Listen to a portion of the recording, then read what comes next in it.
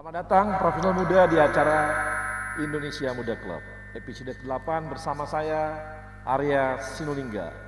Yang muda, yang bicara.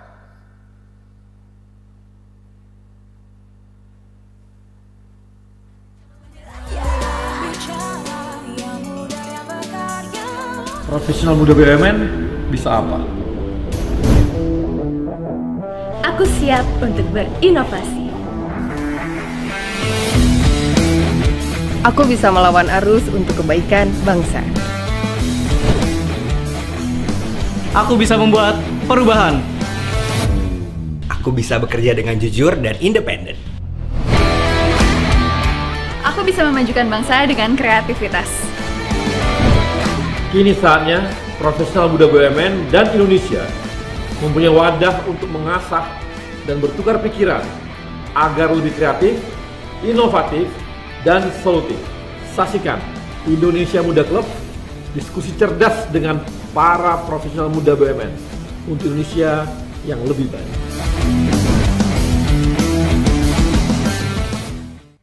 Ya, ini teman-teman, hari ini kita menarik banget karena bicara mengenai investasi. Kita tahu ya bahwa kita ini profesional, ya, profesional. Pendapatan kita dari mana sih? Dari gaji. Kemudian kalau kita karyawan, kita dari bonus gitu. Terus kapan kayanya kalau cuma dari gaji dan sama dari bonus nih gitu. Saya dulu waktu jadi profesional, sekarang di profesional masih profesional deh gitu. Dulu tuh saya ketika masih bekerja di korporasi dalam arti sebagai seorang eksekutif di korporasi, saya tuh nggak bisa mengandalkan gaji dan bonus. Mungkin karena direksi gitu ya, tim dan sebagainya gitu. Nggak bisa gitu. Kita harus cari cara gimana caranya supaya kita juga punya pendapatan lain yang bisa, akhirnya kita bisa beli rumah lebih baik, kita bisa punya kendaraan lebih baik gitu ya, dan kita punya aset yang banyak juga. Kalau mengandalkan gaji, kita paling nanti biasanya beli rumah untuk lewat KPR saja gitu ya, dan lainnya. Untuk yang lainnya kita nunggu beli mobil kreditan juga yang kita cicil dari gaji-gaji kita gitu. Tapi dulu saya ini ya sekitar tahun 2012 gitu, saya mulai investasi. Saya mulai investasi lewat saham. Saya bermain saham, sahamnya ada yang harian, dan dulu sangat rajin, jadi rajin memantau saham, menghitung saham secara teknikal gitu ya, dan hasilnya cukup mengasihkan. Hasilnya cukup mengasihkan. Bisa beli mobil BMW yang paling top, bisa beli rumah, bisa invest beberapa aset-aset lain gitu ya, yang tidak mungkin saya dapatkan kalau saya hanya mengandalkan gaji gitu. Nggak mungkin, saya nggak bisa dapat sesuatu yang saya pakai, mobil saya pakai dan sebagainya dengan hanya gaji gitu. Dan semuanya adalah lewat investasi. Makanya saya sangat percaya kalau tanpa kita bermain investasi, ini berat bagi kita untuk dapat aset bagus gitu ya, punya rumah baik, oke lah dan sebagainya. Dan itu saya rasa jadi impian banyak orang gitu. Dan hari ini kita akan diskusi banyak mengenai investasi karena kami melihat juga di sini di Usia Muda Club bahwa kalau kawan-kawan profesional muda, sejak awal sudah mulai belajar investasi, yakin saja pasti hasilnya nanti pada saat Anda usia 30-an atau 40-an, itu Anda sudah mulai bisa, awalnya kan kita menanam lah gitu ya, bisa panen gitu. Memetik hasilnya. Ada panen gitu ya, ada panen sesuatu gitu. Nah nanti ini kita akan ditemani oleh 4 orang yang jagoan investasi, jagoan juga nanti berbagai investasi bisa kita tanyakan. Dan ini sangat menarik karena nanti berbagai macam investasi akan kita lihat nanti. Dan ini saya ditemenin oleh ada 4 orang yang bersama-sama kita. Yang pertama adalah Aldi Adrian Hartanto. Selamat sore Aldi ya. Sore Bang. Nah, Aldi ini adalah VP of Investment MDI Ventures. Dia di Telkom. Dia pernah juga di GM of Investment di Silicon Valley. Kemudian kuliah di University New South Wales ya. Sempat di sana, kemudian Sampurna University. Kemudian saya temani juga oleh Florencia Jenny, ada di online mungkin ya. Nah ini ada Florencia. Florencia adalah founder dan owner di Nonaku Design Indonesia.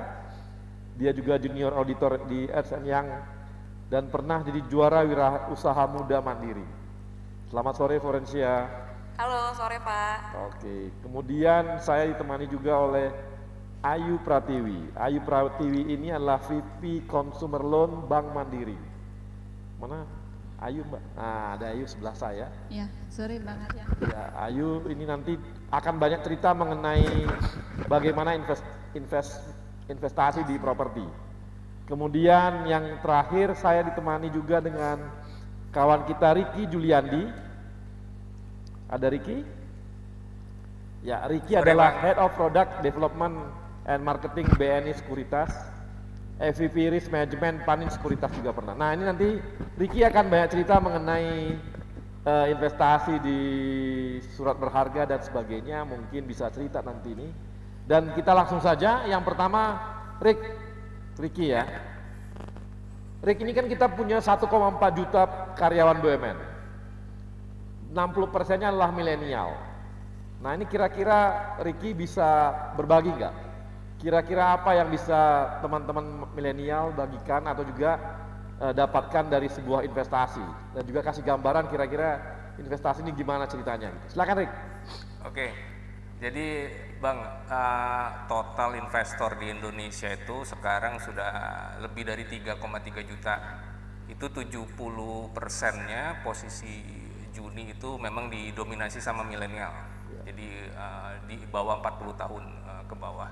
Nah, teman-teman milenial ini, investor muda ini memang instrumen yang mereka sukai itu ada di reksadana dan juga saham secara langsung. Nah, itu memang instrumen yang cocok sih untuk usia-usia muda. Jadi dari reksadana sendiri itu sebenarnya produk atau instrumen investasi yang sangat entry point ya, karena kalau kita tahu reksadana itu memang dikelola oleh perusahaan aset manajemen, ada fund manajernya yang mengatur strategi investasi di sana. Jadi teman-teman investor muda itu ketika invest di reksadana bisa sambil belajar, jadi memahami bagaimana cara si fund manager itu mengelola produknya. Kemudian untuk yang di saham sendiri itu juga peningkatannya cukup lumayan di saham. Jadi investor-investor muda itu karena pembelian di saham itu kan minimum 100.000 sudah bisa. Jadi sangat mudah, sangat murah, bisa langsung eksekusi karena real time dan likuiditasnya juga cepat.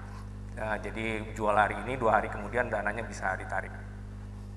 Jadi tadi berapa jumlah orang milenial yang sudah masuk di investasi saham? Sekitar 70% Pak. 70% itu di saham dan saham reksadana. Ya? Jadi dari 3,3 juta. Oke, rata-rata mereka berinvestasi berapa ya? Kenapa Bang? Berinvestasi berapa besar? Macam-macam Bang. Jadi mungkin secara average bisa mulai dari 10 ya. Oke, rata-rata. rata-rata. Karena mereka staging mulai masuk dikit-dikit dulu belajar, nanti lama-lama ditingkatin sama teman-teman muda itu. Yang sudah masuk ke permainan saham atau dana reksa ini kira-kira sudah berapa juta orang ya dari kaum milenial Indonesia? Kalau yang reksadana itu 20% kayaknya, Pak. 20%. Cukup banyak juga ya? Lumayan, Pak. Karena ekosistem reksadana sendiri cukup meningkat signifikan ya, Bang. Karena ada fintech yang jual. Kalau dulu kan memang cuma di sekuritas atau agen penjual. Jadi kalau sekarang kan sudah bisa dibeli di fintech atau mungkin di beberapa e-commerce juga sudah bisa. Oke, jadi sekarang sepertinya nih ya saham sudah retail aja gitu ya. Jadi lebih gampang untuk belinya, atau dana reksa juga gampang belinya karena udah retail gitu ya. Betul. Itu mereka udah pakai online apa semuanya bank-bank sekarang udah menyediakan juga untuk dana reksa sekuritas ya, artinya dana reksa yang bisa beli online atau bisa lewat apa gitu untuk beli saham? Kalau saham itu memang real time ya Bang ya, jadi pakai aplikasi yang udah disediakan di masing-masing sekuritas gitu. Jadi memang bisa langsung transaksi jual beli. Reksadana juga sekarang sudah begitu Bang, jadi bisa kita monitor secara mobile. Nggak perlu pakai agen lagi atau masih pakai agen? Kenapa Bang? Masih pakai agen? Ya, pakai handphone bisa, pakai laptop bisa, aplikasinya banyak. Agen, artinya ini apa namanya broker? Gimana Bang? Ada yang pakai broker juga? Masih ada yang broker, cuman kalau yang broker itu biasanya lebih ke nasabah yang agak besar, punya kesibukan tinggi gitu ya Bang. Masih bisa telepon ke brokernya.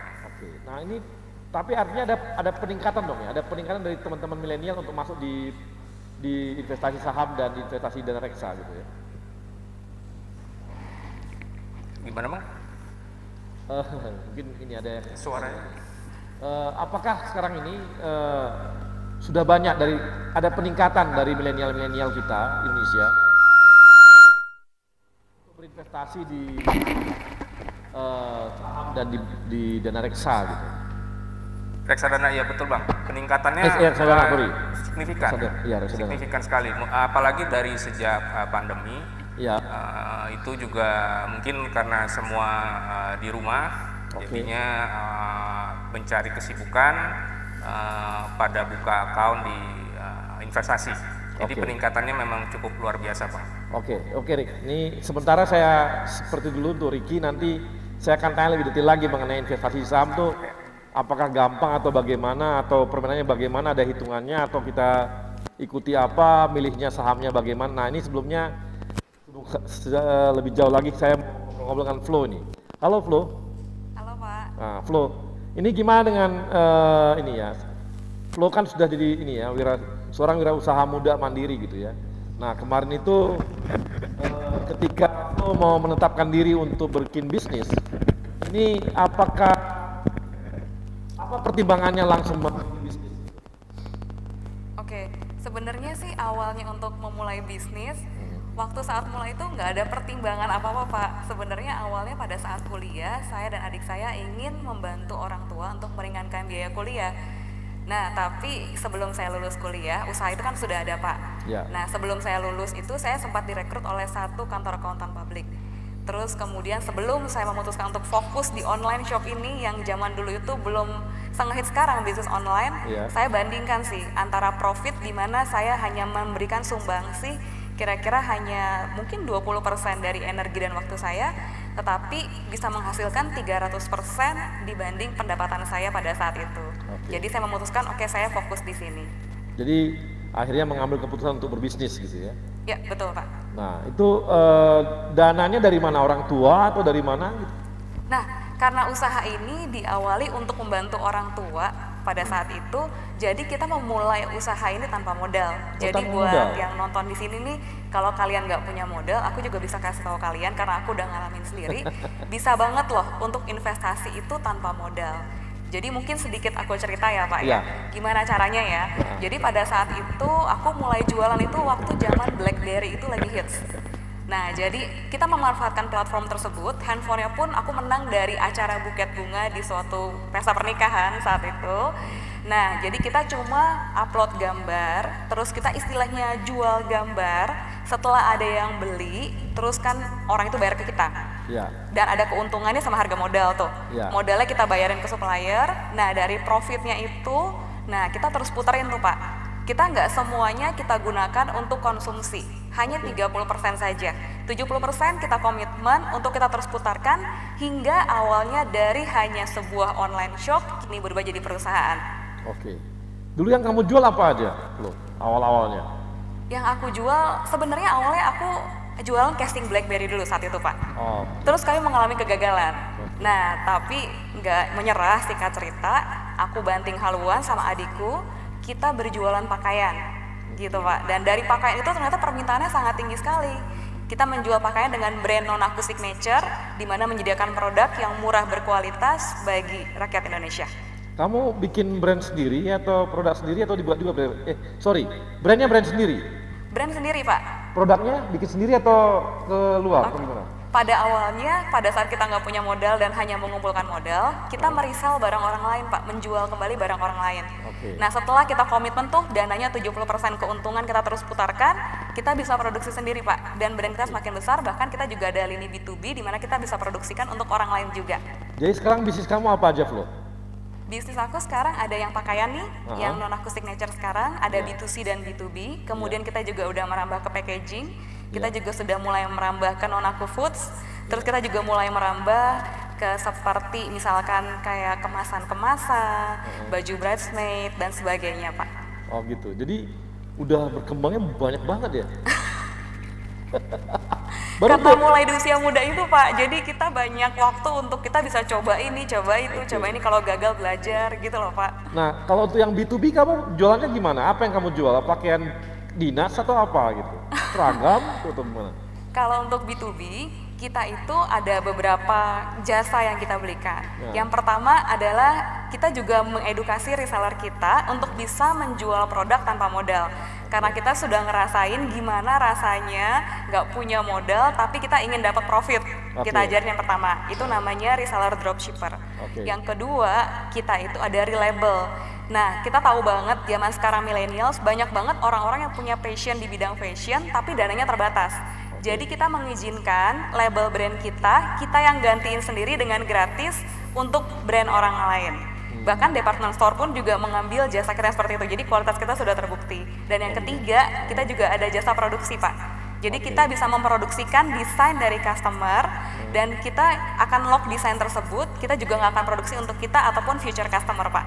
Oke, nah sekarang kamu udah berapa kapasitas produksinya untuk pakaian? Kalau untuk pakaian sih per minggu kita udah sampai 5.000 sih Pak. Setiap minggu 5.000? Iya, kita juga ada bantu produksi APD juga, masker juga kalau di new normal ini sih Pak. Oh sampai jual APD juga? Iya, mungkin aku boleh cerita lagi nih Pak, jadi kan Nanti Oke, seru nih soalnya. Ini Flo-nya nggak sabar, nggak sabar dia untuk menceritakan semangat bisnisnya gitu. Oke, baik kawan-kawan profesional muda, kita akan kembali setelah yang satu ini.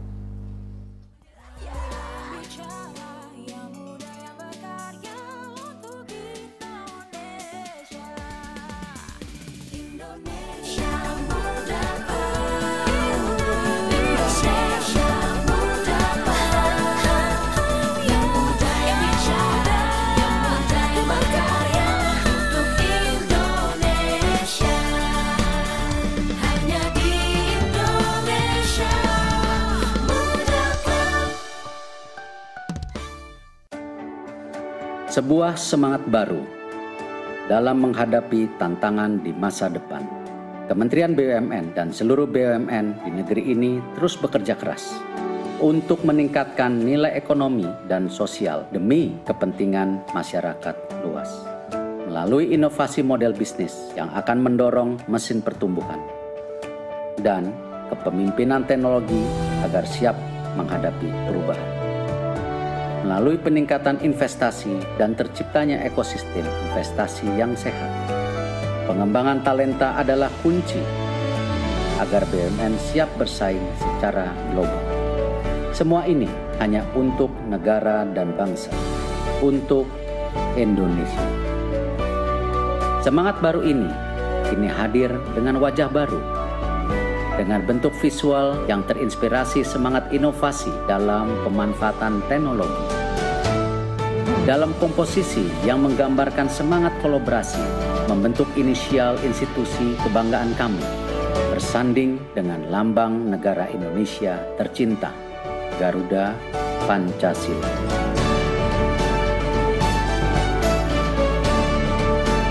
Inilah wajah baru kami, Kementerian Badan Usaha Milik Negara Republik Indonesia, BUMN untuk Indonesia. Ya pemirsa, inilah Edgar si tukang belanja online. Baru beli sneakers nih ya. Edgar ambil HP tuh. Edgar nemu jaket ternyata gercep sekali mau bayar dia. Ya, saldo elektroniknya kurang saudara-saudara. Edgar mulai top up dan sold out karena Edgar terlalu lama. Lucy berisik. Ribet amat belanja online, debitin aja pakai Mandiri. Hah? Debit Mandiri bisa buat belanja online? Caranya? Gampang kok. Pilih bayar pakai debit, masukkan nomor kartu, masa berlaku, CVV di belakang kartu, dan kode OTP yang lo terima. Kok aku nggak terima kode OTP-nya? Gak masalah, gak semua toko online butuh OTP.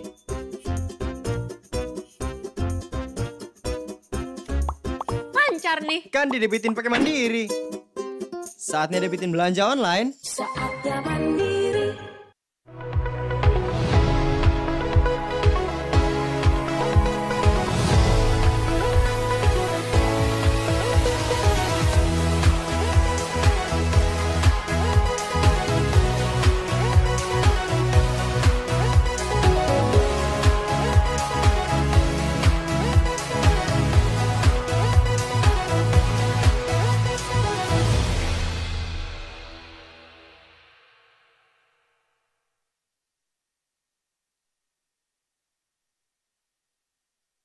Profesional muda, kita kembali lagi dan kita saat ini kita mau ngobrol-ngobrol dengan Mbak Ayu. Mbak Ayu adalah VP Consumer Loan di Mandiri. Mbak, ini gimana mengenai investasi di properti itu gimana ceritanya? Ya, kalau tadi kan Ricky sudah menceritakan kalau profesional muda itu ingin berinvestasi kan bisa tuh melalui reksadana, saham, kemudian juga tadi Flo juga menyampaikan cerita usahanya dia gitu kan ya.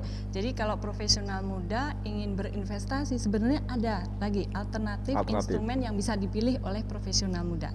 Salah satunya dengan berinvestasi melalui properti. Ya, properti itu tentunya selain untuk memenuhi kebutuhan kita ya, karena kan memang kita harus punya tempat tinggal, sebenarnya juga ada nilai investasinya.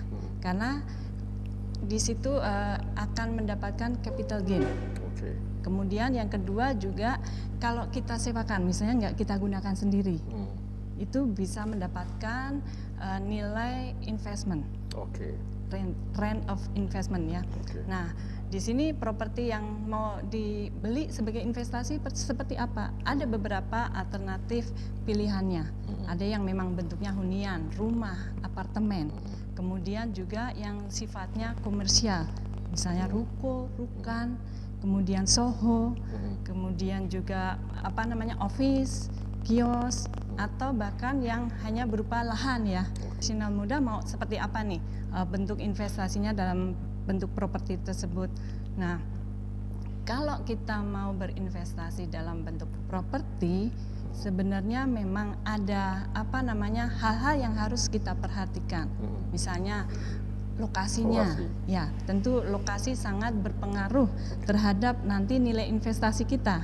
Kemudian juga dari aksesnya ada di mana lokasinya, kemudian juga pengembangannya ke depan lokasi tersebut seperti apa. Karena jangan sampai kita kan pengennya investasi itu kita akan mendapatkan keuntungan ya, tapi akhirnya juga kekecewaan aja yang didapatkan. Jadi benar-benar memang harus selektif untuk menentukan properti yang mau kita pilih.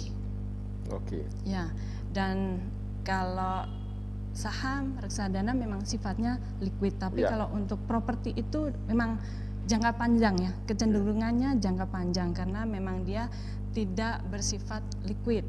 Kalau kita misalnya membutuhkan dana cash dalam waktu cepat ya butuh waktu lah ya, karena untuk menguangkan menjual lagi ataupun dialihkan ke pihak yang lain. Tapi kalau dari sisi keamanannya justru jauh lebih aman.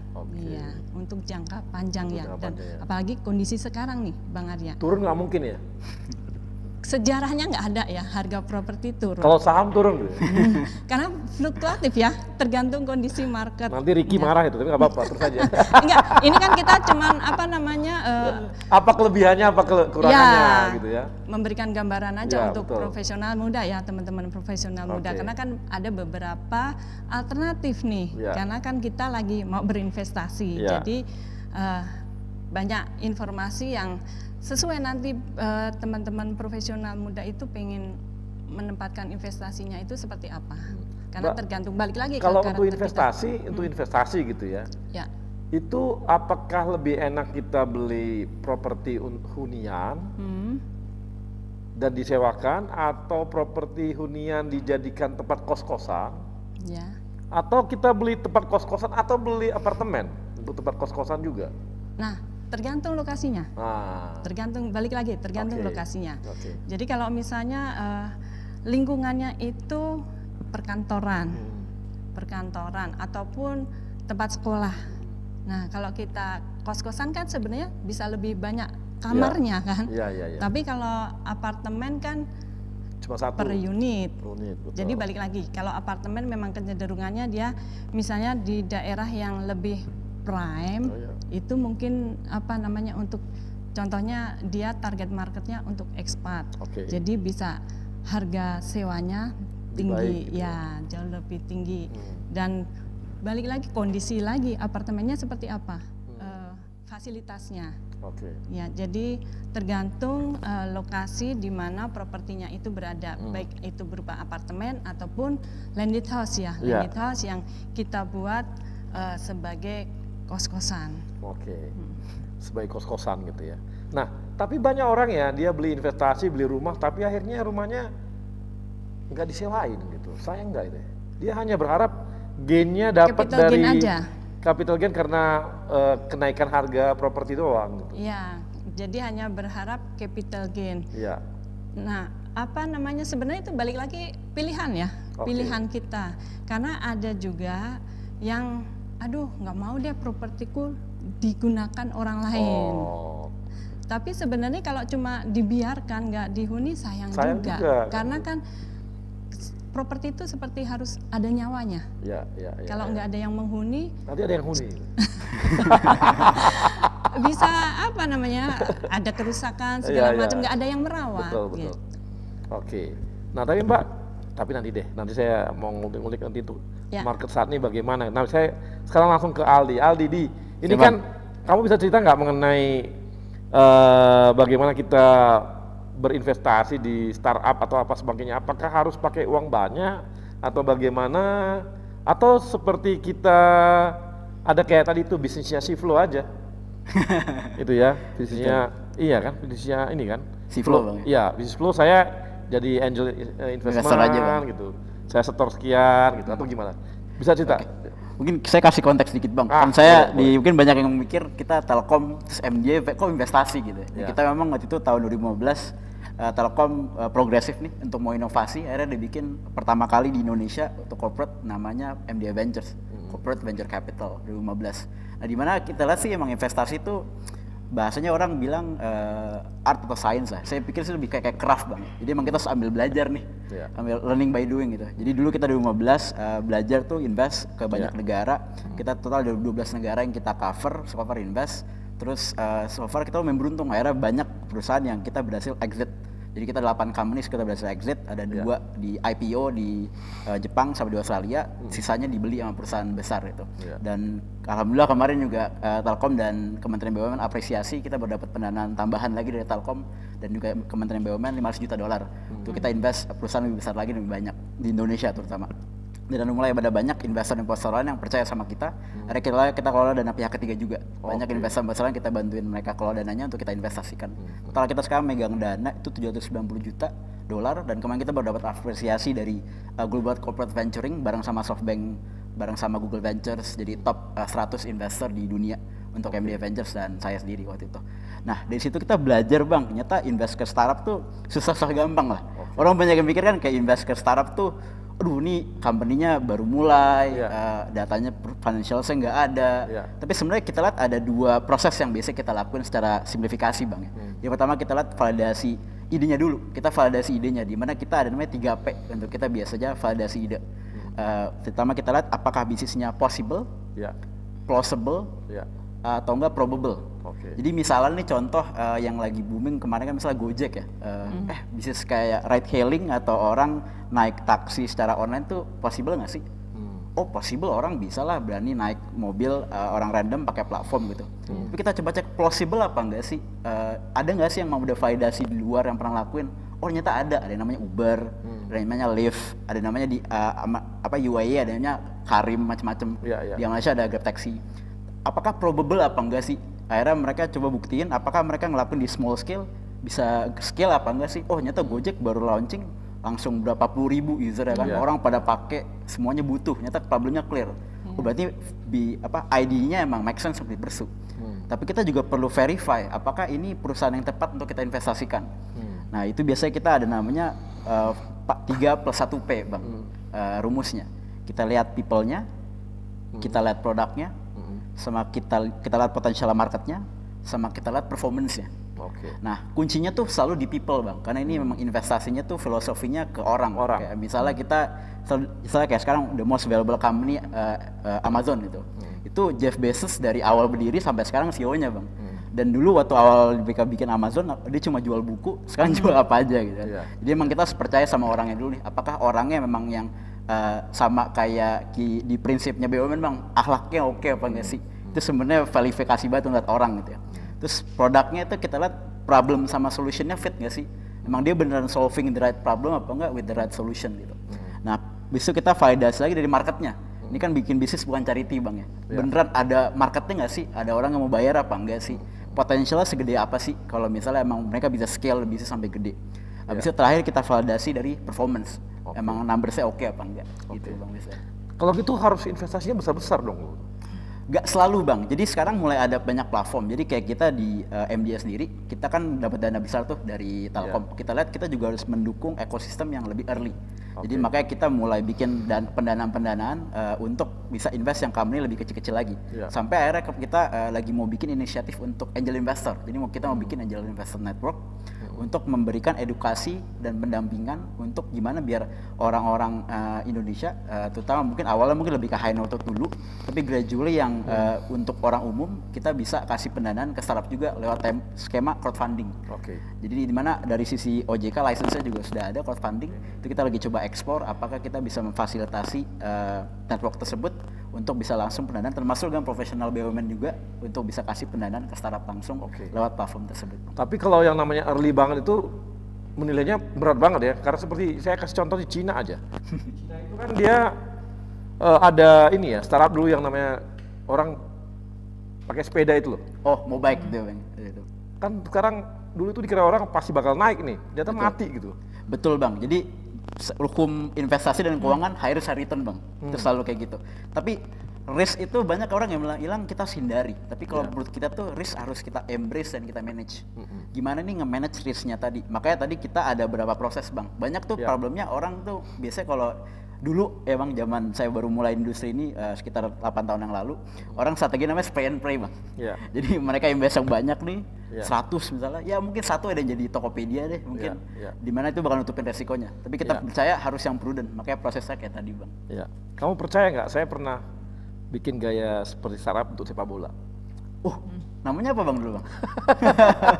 Market sepak bola Indo gede loh Bang. Iya gede. Jadi gede saya dulu kan gini, orang dulu kan bikin sepak bola itu mikirnya tradisional gitu ya, mikirnya ini wah berat dan sebagainya gitu ya. Saya kan bikin klub bola itu sekitar 2 minggu. Wah cepet banget Bang. 2 minggu. Saya bikin klub bola 2 minggu. Saya jual idenya gitu ya, jual idenya. Saya hitung berapa biaya untuk dapat pemain. Saya ambil pelatihnya yang sangat terkenal. Udah. Habis itu mulai saya bikin timnya. Oke Bang. Setelah saya bikin timnya, saya hitung begini. Saya bilang, saya mulai presentasi ke banyak orang. Saya bikin crowdfunding. Udah, saya bikin crowdfunding. Habis itu saya tawarkan nih. Ini kalau kan masuk Liga 3. Kalau masuk Liga 2, nilai valuasi klub bola kita itu mencapai 10 miliar. Sampai 15 miliar. Saat ini saya buka peluang 50 juta rupiah aja. Untuk crowdfunding untuk berapa orang. Betul. Saya buka sekitar 25% saham saya buka. Betul. Saya kemarin dapat sekitar 1 miliar. Wah, oke banget Bang. Udah. Saya bikin di Sumatera Utara. Tanding, juara Liga Sumatera Utara. Oh, oke Bang. Udah. Habis itu masuk ke Liga Nasional.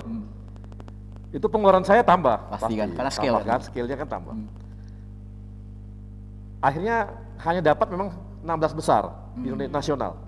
Bayangin sebuah klub bola saya buat hanya dalam tempo 2 minggu. Saya jadi menang di provinsi Liga 3, habis itu 16 besar. Satu langkah lagi hari itu.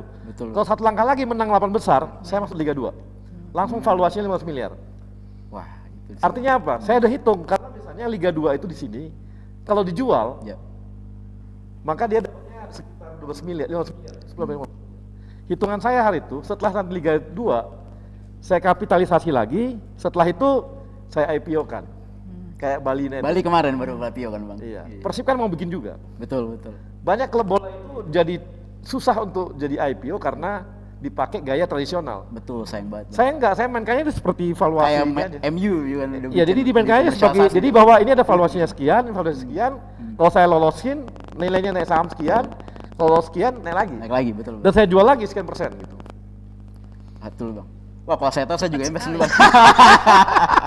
Coba Pak, kita kenal dulu Bang. Jadi saya mau beritahu bahwa ternyata startup itu tidak selamanya harus jadi sebuah teknologi gitu loh. Betul, karena sebenarnya perusahaan rintisan kan sebenarnya. Iya, rintisan. Definisinya. Iya. Tapi yang bedanya which is harus kayak Bang Arya tadi.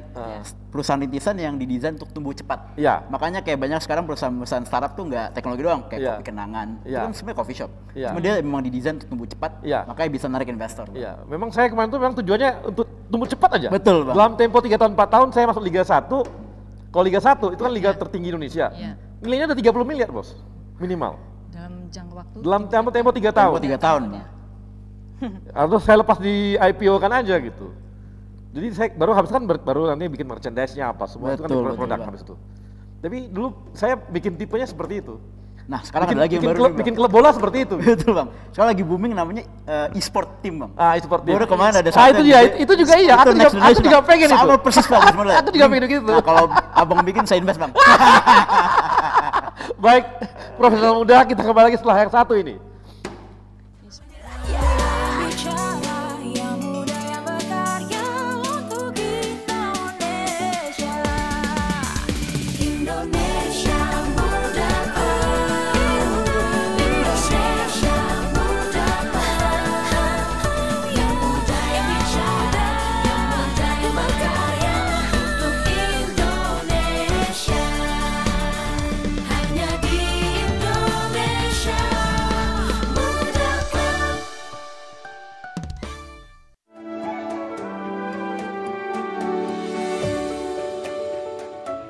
Selamat datang kami ucapkan kepada Bapak Erick Thohir, Menteri Badan Usaha Milik Negara periode 2019-2020.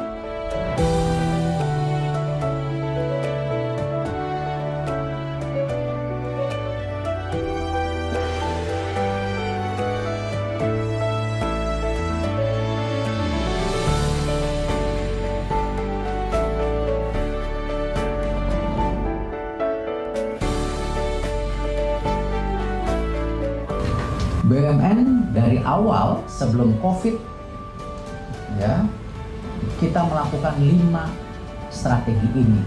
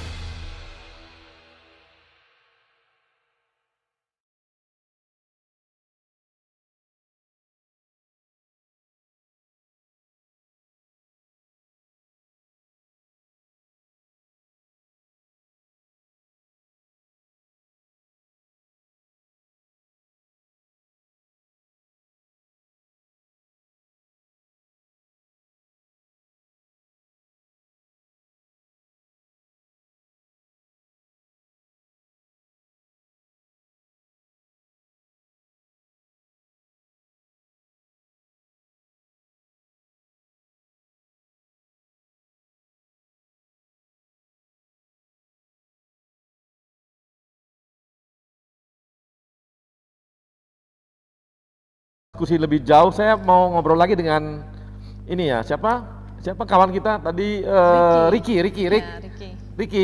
Ya bang. Halo Rick. Mana Ricky? Rick, gua mau ngulik saham Rick. Oke. Ngulik saham banget nih, karena dulu saya pemain saham gitu. Saya tuh main saham sehari, saya trading betul. Jadi bukan main di fundamental, saya main di trading. Satu hari, saya cuma megang satu hari saya harus menang 1-2% aja tiap hari. Cuma kalau dia akumulasikan sebulan 24% juga. Benar. Gimana cari bisnis? Nilainya lu dapat keuntungan, returnnya 20% sebulan. Gak ada, susah. Kalau bukan main saham. Rumah juga begitu kan? Gimana Rik? Coba cerita Rik, gimana Rik?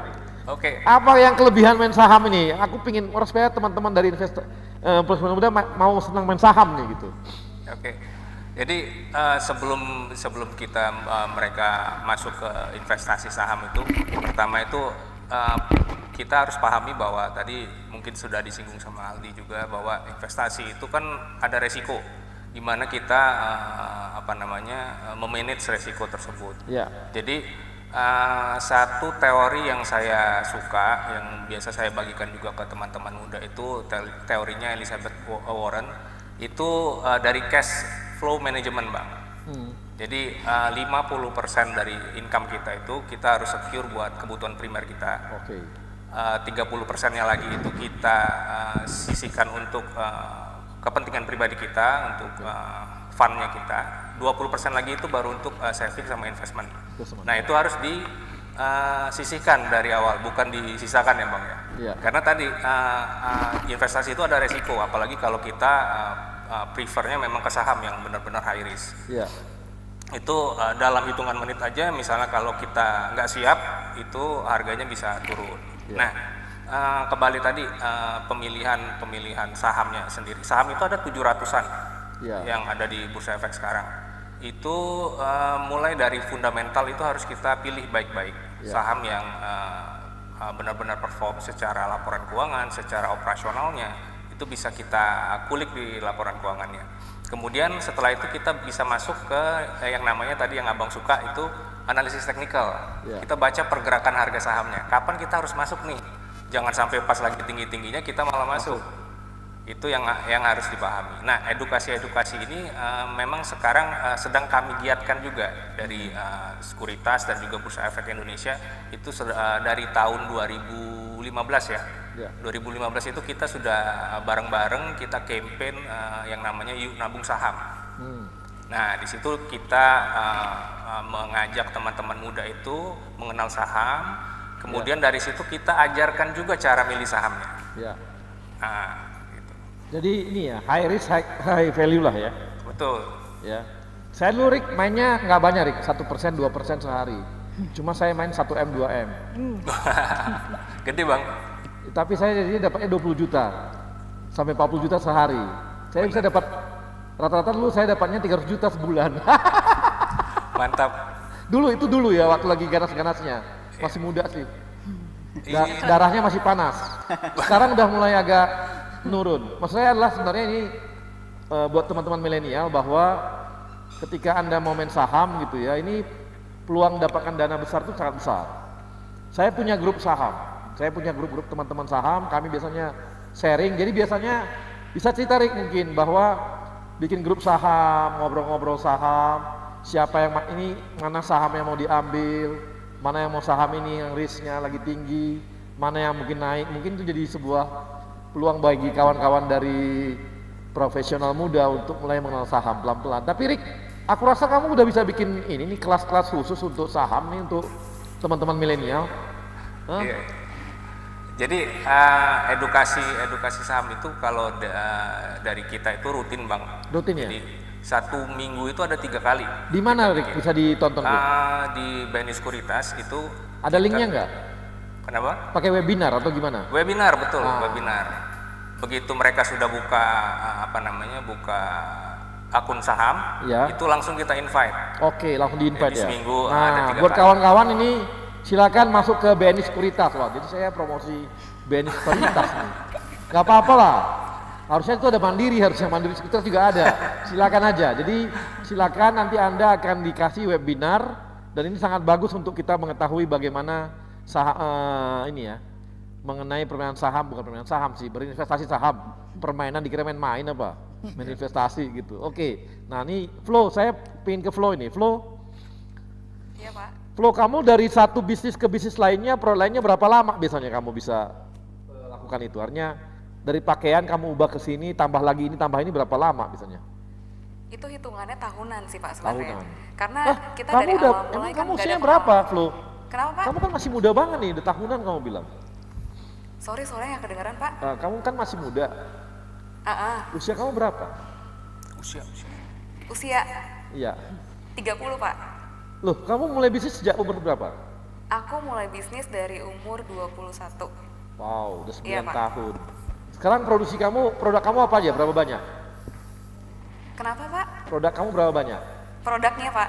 Iya. Nah, karena kita fast fashion sih kita udah ratusan sih Pak. Karena kita kan terus produksi, ngejar untuk koleksi baru gitu loh Pak. Jadi update tren. Oke, update tren. Tapi beda bidang berapa lama kamu pindah? Beda bidang, tambah lagi, beda bidang lagi, tambah lagi, berapa lama biasanya? Biasanya sih kita di dalam setiap minggu pasti kita ada new arrival Pak. Oke. Enggak, untuk beda produk misalnya ada yang tekstil, ada pakaian. Tapi tadi ada lagi yang lain kan selain pakaian? Ada. Nah, itu untuk nambah produk baru itu kamu bidang lain itu berapa lama biasanya? Oh, kalau untuk pindah kayak gitu sih kita ada analisa pasar dulu gitu loh Pak. Karena kan udah pernah ada pengalaman jatuh bangunnya dari awal mulai gitu kan Pak ya. Jadi sekarang kita nggak mau gegabah sih. Jadi kita mungkin untuk ngeriset dulu minimal 1 bulan sih Pak. Kalau untuk produk yang baru ya. Jadi tetap akan melakukan riset dulu sebelum masuk ke pasar baru, ke satu produk baru ataupun jenis baru ya di bisnis gitu ya. Iya betul Pak. Oke, jadi kamu lihat marketnya sejauh mana. Nah ini dengan pandemi gini bagaimana? Pandemi seperti ini Pak? Iya.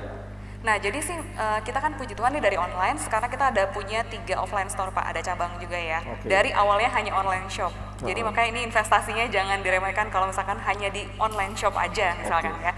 Nah waktu lagi awal pandemi ini pastinya kita kena dampak Pak. Bahkan pernah 1 hari di salah satu branch kita itu penjualannya benar-benar nol. Pokoknya singkat cerita akhirnya kita coba relevan dengan kebutuhan zaman, itu kuncinya sih. Karena kan kita juga nggak pengen banget mecat karyawan dan puji Tuhan non aku nggak ada pecat satupun karyawan, THR kita juga on time ke semua karyawan. Nah caranya gimana? Kita relevan dengan zaman, kita mengeluarkan produk yang dibutuhkan oleh zaman. Karena kekuatan kita di pakaian, jadi kita memproduksi masker Pak. Kita maskernya kita kondisikan ada juga yang masker fashion, bahkan sebelum pemerintah melakukan gerakan pakai masker, kita sudah mensosialisasikan dulu gerakan pakai masker. Terus kita juga produksi APD. Nah sejak kita berubah pivot gitu Pak, mengikuti relevansi zaman, karena ini juga butuh kecepatan ya dan ketepatan, penjualan kita dalam 1 minggu langsung naik langsung di atas 10.000 pieces. Untuk masker aja gitu loh Pak. Jadi relevansi itu salah satu kunci sih Pak. Relevansi terhadap kondisi market betul satu fungsi ya, satu kunci gitu ya. Iya betul. Nah sekarang kapitalisasinya kalian udah berapa kapitalisasinya bisnisnya? Pingin tahu aja, pingin tahu. Nilai kapitalisasinya udah berapa, Flo? Nilai kapitalisasi sih kita sekarang udah di atas 4,5 miliar sih Pak. Dari yang tanpa modal itu sih. Tanpa modal itu ya. Oke, makasih Flo. Nah, Mbak Ayu ini kan kita tahu nih banyak juga pengembang itu memainkan harga propertinya gitu. Jadi dia naikkan dulu harga properti gitu ya. Naik tertinggi, habis itu setelah kita beli itu properti jatuh gitu. Apalagi setelah habis tuh rumahnya gitu. Nah, sekarang kan kondisi aku udah pernah kejadian tuh. Sampai sekarang tuh harganya sama aja. Aku beli 4 tahun lalu. Harganya segitu juga. Nah, berarti harus pintar-pintar kita memilih propertinya. Gitu ya. Siapa pengembangnya juga. Kalau misalnya kita pengembangnya mau beli top properti baru dari cuma nggak boleh saya sebut namanya. Pengembangnya top. Ya. Nah, sekarang ini justru di daerah yang katanya planet lain itu loh. Waduh, gimana tuh? Jadi sebenarnya properti kalau kita mau invest properti justru saatnya sekarang. Lagi murah-murahnya? Karena kan kondisi lagi seperti ini ya, kondisi lagi tertekan semuanya. Nanti si Ricky juga bilang begitu, saatnya sekarang beli saham, karena saham lagi turun-turunnya. Nah, makanya ini ada ininya, ada solusinya nih. Kan daya beli lagi melemah nih Melemah, ya. masyarakat. Nah tentunya penjual, baik itu penjual yang individu ataupun pengembang itu pasti dia akan nggak bisa nih menawarkan harga yang mungkin seperti tahun-tahun sebelumnya. Karena memang kita lihat growth kenaikan harga properti saat ini hanya kisaran 1,5%. Sementara kalau beberapa tahun yang lalu, mulai 2010 mungkin ya, 2012, 2013 kenaikan harga properti itu setiap tahun luar biasa, sangat signifikan. Nah sekarang kan agak tertekan, Saya kemarin jadi beli properti tahun berapa ya, 2012 tuh 2011 tuh. nah itu lagi 2,5 M, habis itu lagi baru 2 tahun tinggi-tingginya itu. langsung 6 M loh. Setelah itu stuck sampai sekarang. Iya, nah, tapi tetap sudah dapat capital gain capital dong, gain. gitu kan. Nah, justru sekarang nih invest di properti. Terus Di PBU tuh bang, di PBU. Ya, tapi cash is the king bros. Nah ini yang menarik. Justru itu cash is the king. Kalau ada properti orang BO tutup langsung beli gitu. Nah itulah cash is the king. Saat itu kita mengontrol semua ini gitu market gitu. Nah, jadi selain untuk beli properti nih, misalnya kita juga pengen untuk investasi yang lain pakai fasilitas pembiayaan. Jadi kan harusnya kalau beli properti kan 100% nih bayar cash. Nah, kalau kita pakai fasilitas pembiayaan dari bank, KPR contohnya misalnya, berarti hanya menyediakan down payment dan biaya KPR. Sehingga kan down payment sangat ringan sekarang, mulai 5%. Oh 5% ya? Iya. Oh mulai 5%? Hanya 5%. Kita beli kalau gitu mulai besok. Sehingga 95% yang harusnya kita bayarkan ke penjual bisa kita alokasikan untuk investasi yang lain. Jadi kita ini jadi momentum untuk beli karena ada bisa pakai pembiayaan gitu ya. Iya. Menarik juga nih. Daerah mana Mbak yang paling menarik saat ini? Saya juga mau dengar tuh bang. Makanya jangan bilang banyak dong, kita pengen. Nanti kita offline aja. Oh, offline siap. Oke, nah Aldi gimana nih? Kalau sekarang peluang Indonesia gitu ya di saat seperti sekarang ini dengan kondisi corona gitu dengan startup tuh gimana nih peluang kita? Nah kita pasti ngeliat ada dua mata uang lah, ada dua mata koin lah. Ada challenges, ada opportunity.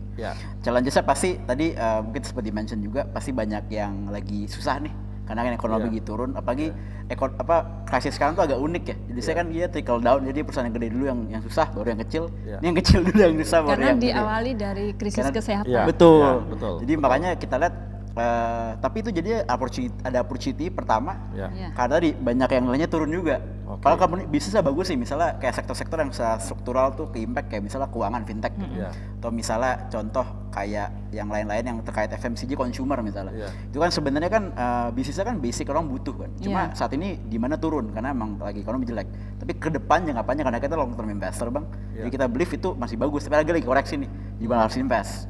Sama kedua kalau buat startup kita believe COVID itu tuh untuk pandemi itu malah jadi Chief Innovation Officer katanya bang. Jadi malah jadi akselerasi karena orang adopt digital bang. Semua orang nggak ada yang mau ketemu orang, semua pakai platform.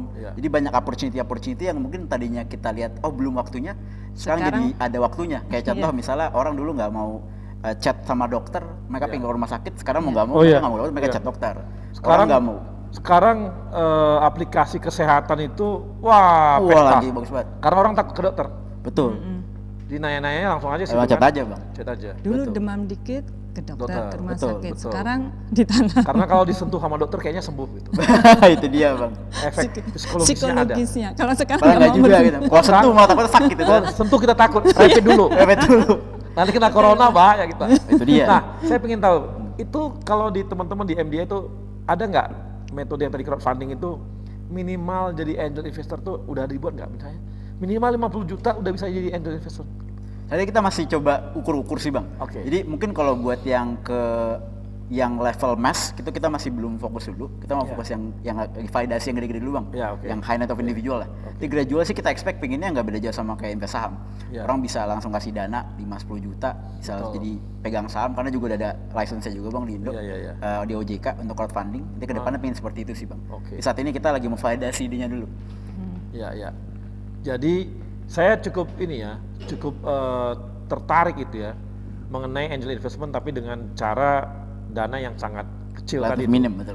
Itu kan memberi ruang besar kepada pada orang ya. Betul. Kita tahu dulu kan di saham aja satu lot tuh minimal berapa? Betul, kan Bang. sudah turun bisa gitu lebih ya. sedikit lagi, Bang. Lebih sedikit. Baru perbedaan antara satu dulu kan saham tuh naiknya berapa ya?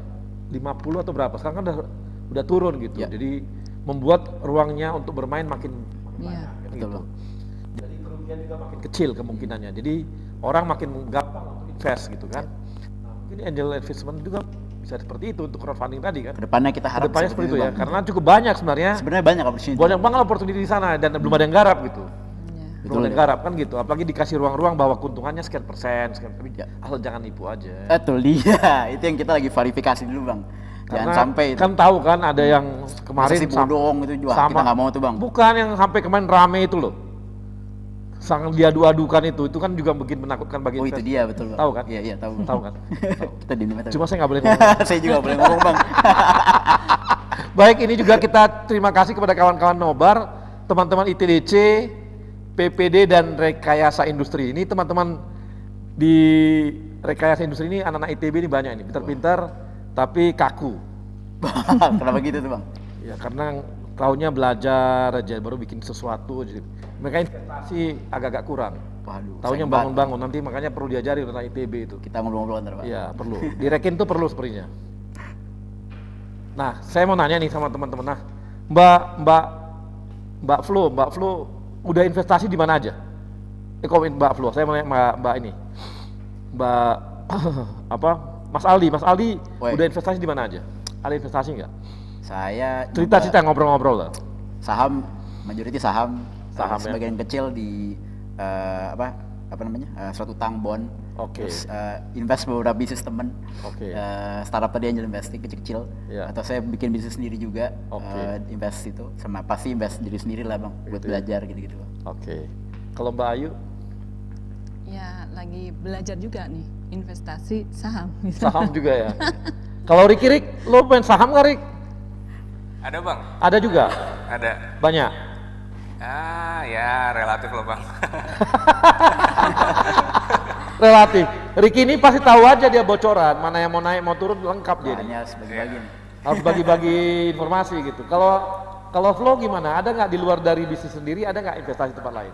Ada. Properti atau apa gitu? Di emas. Oh, di emas. Ya. Oke. Terus kemudian ada juga di properti. Di aset bergerak sama di perusahaanku. Aset bergerak mobil, maksudnya sewa menyewa? Kenapa? Sewa menyewa mobil? Iya, ada juga sih yang pakai rental. kadang-kadang. Karena saya kan kadang-kadang bingung nih. Investasi di modal barang bergerak itu kan pusing gitu. Karena biasanya turun harganya gitu. Iya. Mungkin rental kali ya. Rental kamu banyak juga. Ekspedisi ya. Ekspedisi, oke. Terima kasih. Dan kita akan kembali lagi yang setelah yang satu ini.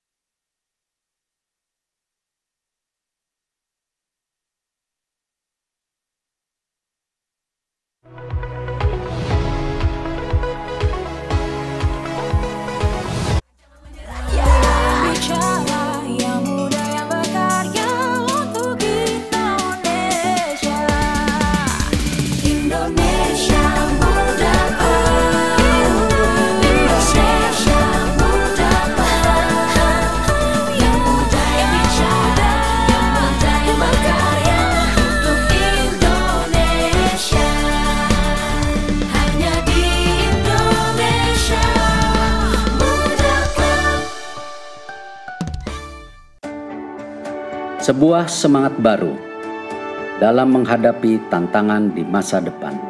Kementerian BUMN dan seluruh BUMN di negeri ini terus bekerja keras untuk meningkatkan nilai ekonomi dan sosial demi kepentingan masyarakat luas.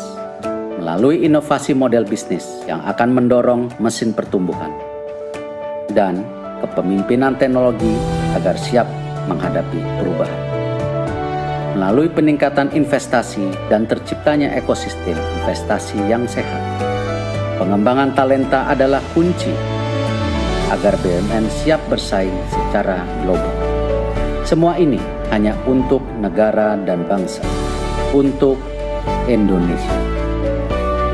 Semangat baru ini kini hadir dengan wajah baru, dengan bentuk visual yang terinspirasi semangat inovasi dalam pemanfaatan teknologi, dalam komposisi yang menggambarkan semangat kolaborasi, membentuk inisial institusi kebanggaan kami, bersanding dengan lambang negara Indonesia tercinta, Garuda Pancasila.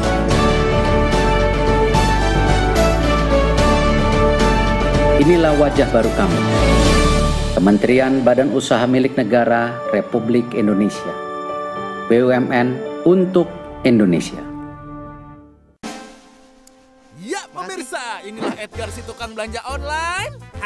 Baru beli sneakers nih ya. Edgar ambil HP tuh. Edgar nemu jaket ternyata gercep sekali mau bayar dia. Ya, saldo elektroniknya kurang saudara-saudara. Edgar mulai top up dan sold out karena Edgar terlalu lama. Lu sih berisik. Ribet amat belanja online, debitin aja pakai Mandiri. Hah? Debit Mandiri bisa buat belanja online? Caranya? Gampang kok. Pilih bayar pakai debit, masukkan nomor kartu, masa berlaku, CVV di belakang kartu, dan kode OTP yang lo terima. Kok aku nggak terima kode OTP-nya? Gak masalah, gak semua toko online butuh OTP.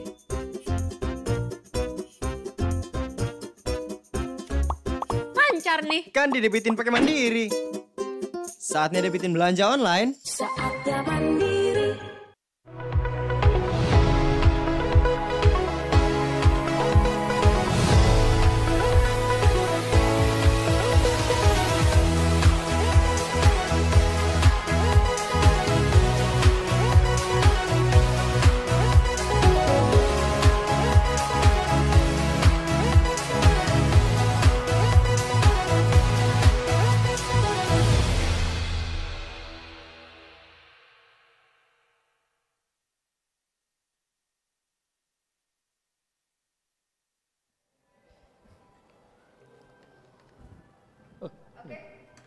Sorry, Profesor muda copot ininya.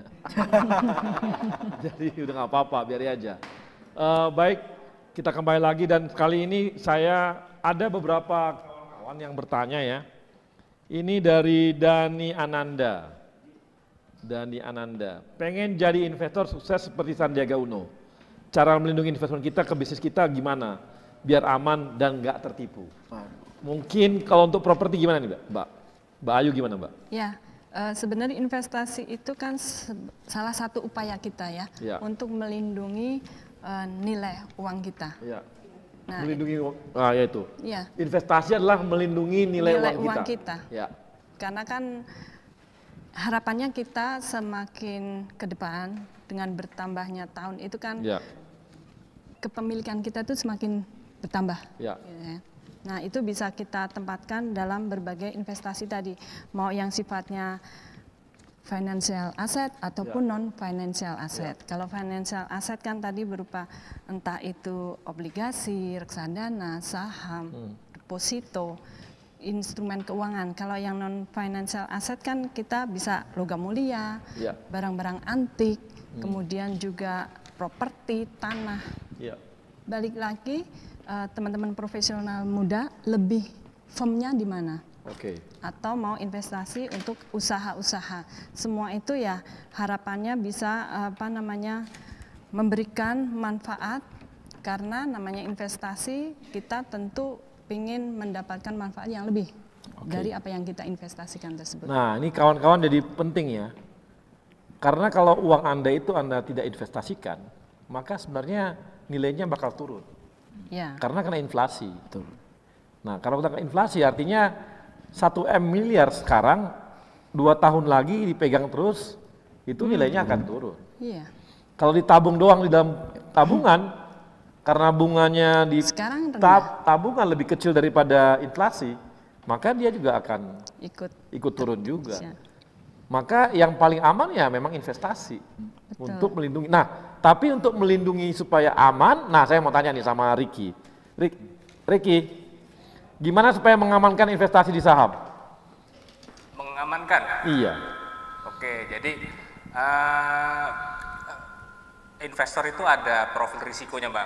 Ya. Jadi sesuai dengan karakteristik tipe-tipe investornya. Jadi Ya. sebelum mereka invest biasanya ada kuesioner Ya. yang menentukan mereka itu levelnya di mana? Apakah konservatif, Ya. apakah moderat, atau dia termasuk yang agresif. Nah, kemudian terkait yang yang konservatif tadi, mereka bisa masuk ke instrumen-instrumen seperti reksadana pasar uang yang less volatile.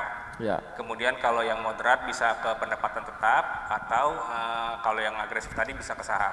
Ya. Nah, banyak juga yang instrumen di luar pasar modal yang aneh-aneh itu, Bang, ya. Ya. Yang menjanjikan return tinggi dan segala macamnya, ujung-ujungnya angus gitu kan. Nah, itu sebenarnya bisa kita cek di Satgas OJK. Ya. Jadi ke 1500655 itu bisa kita konfirmasi terlebih dulu apakah produknya ini terdaftar. Ya. Nah, kemudian legalitasnya seperti apa. Ya. Itu sih yang ininya.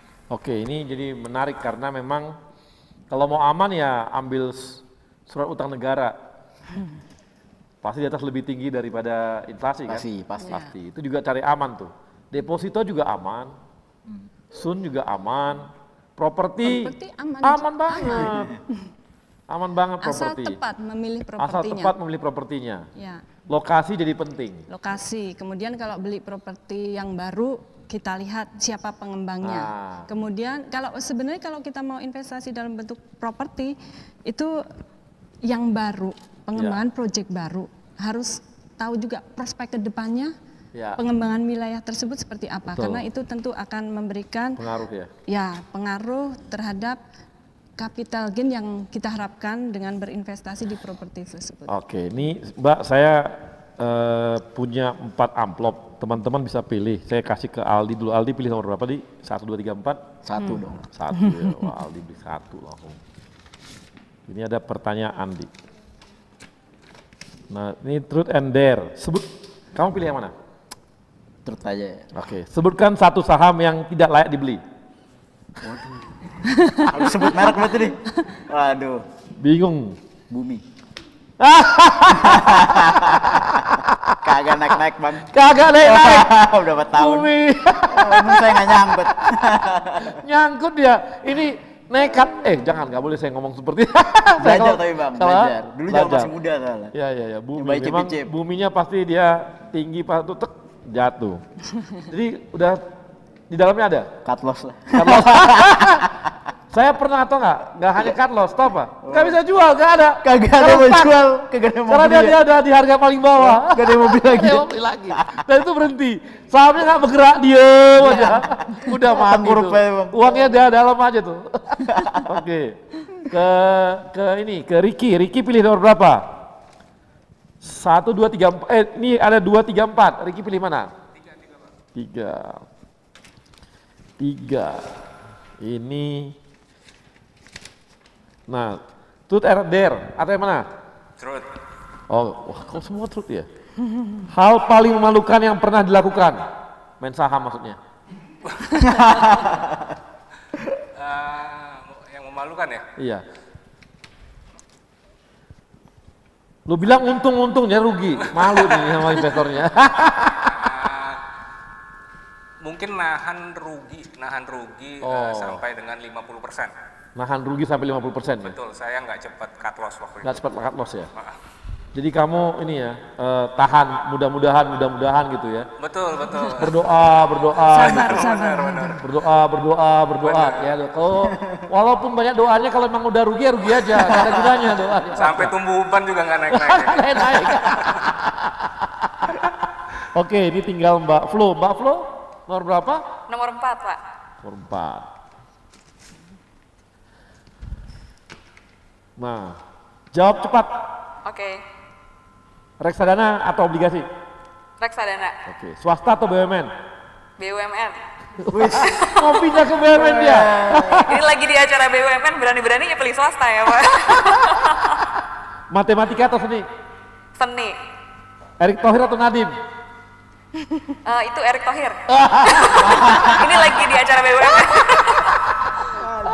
Kalau diundang sama Kemendikbud dia pilih Nadiem. Senayan City atau Plaza Senayan? Plaza Senayan. Oh, Plaza Senayan. Berarti ini udah tradisional. Foto. Ya. Kalau fancy kan udah pasti yang agak-agak. Nah, ini kembali nih Mbak Ayu langsung nih. Jawab cepat. Tahan atau jual? Tahan. Wow. Sabar saya. Sabar. Sabar. Sabar. Lama atau sebentar? Waduh. Cepat. Lama atau sebentar? Lama atau sebentar? Iya. Dalam konteksnya apa? Wah, kemana-mana nih Bang Arya, Bang udah langsung menjurus nih. Lama karena tipe yang loyal ya? Ya kan kamu kan tadi tahan kan? Orang tahan pasti lama. Betul. Betul kan? Loh iya benar, orang tahan pasti lama. Orang lama pasti tahan kan? Atta Halilintar atau KKI? Apa? Atta Halilintar atau KKI? Atau siapa? Atta Halilintar atau KKI? KKI. Atta. Oh Atta. Emas atau falas? Emas atau falas? Emas. Emas. Himbara atau BCA? Wah, hati bisa keluar SK nih. Aduh. Bahaya banget. Aduh. Ayo Mbak dijawab. Harus ditungguin. Lama nih kalau jawabnya lama. Oh harus dijawab. Ya iya. Ya kan kita ya Himbara lah pasti nggak mungkin ya lah. Mana mungkin berani itu dia. Pertanyaan yang nggak perlu dijawab. Nggak perlu dijawab. Ini yang bikin pertanyaan nggak bener. Nggak mungkin jawabnya yang lain. Gila apa? Oke, baik profesional muda kita sudah banyak ya. Walaupun memang ini belumlah begitu dalam. Tapi paling tidak bagi teman-teman profesional muda bahwa kalau Anda mau melindungi nilai uang Anda yang Anda miliki, maka Anda harus investasi. Ya. Investasinya nanti tergantung. Ya. Baik apakah yang memang yang cari aman gitu ya, atau yang memang dia progresif, atau yang lebih berani lagi agresif gitu ya.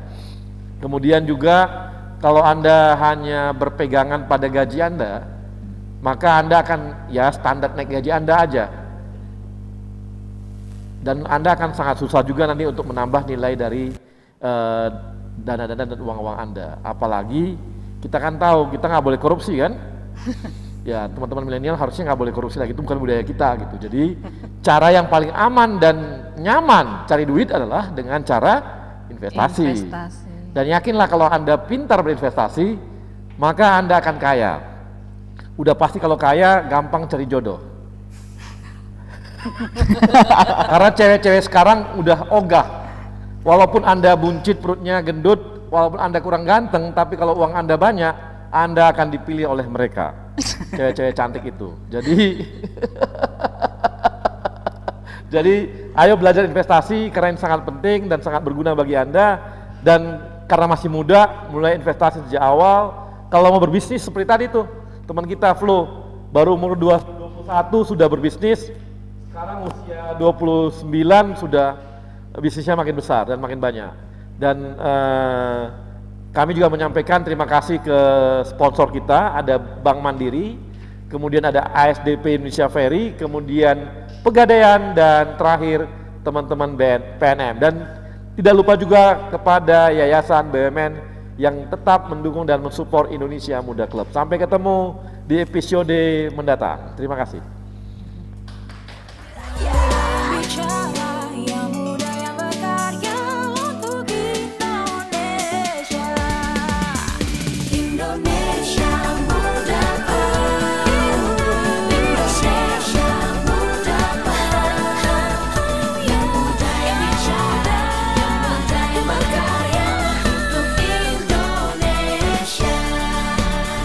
Hanya di Indonesia.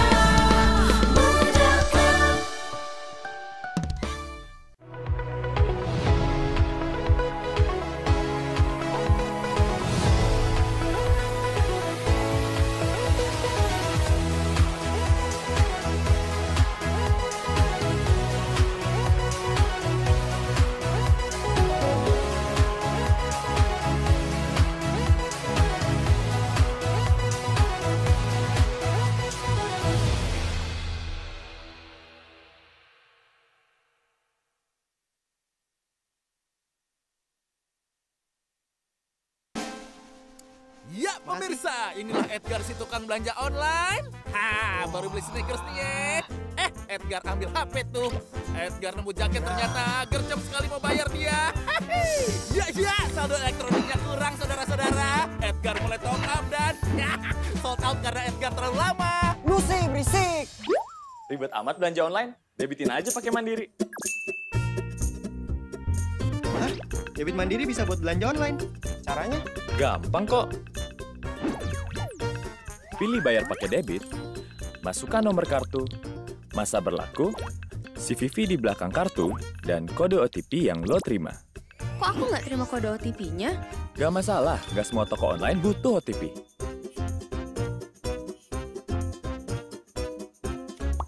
Lancar nih. Kan didebitin pakai Mandiri. Saatnya debitin belanja online. Saatnya Mandiri.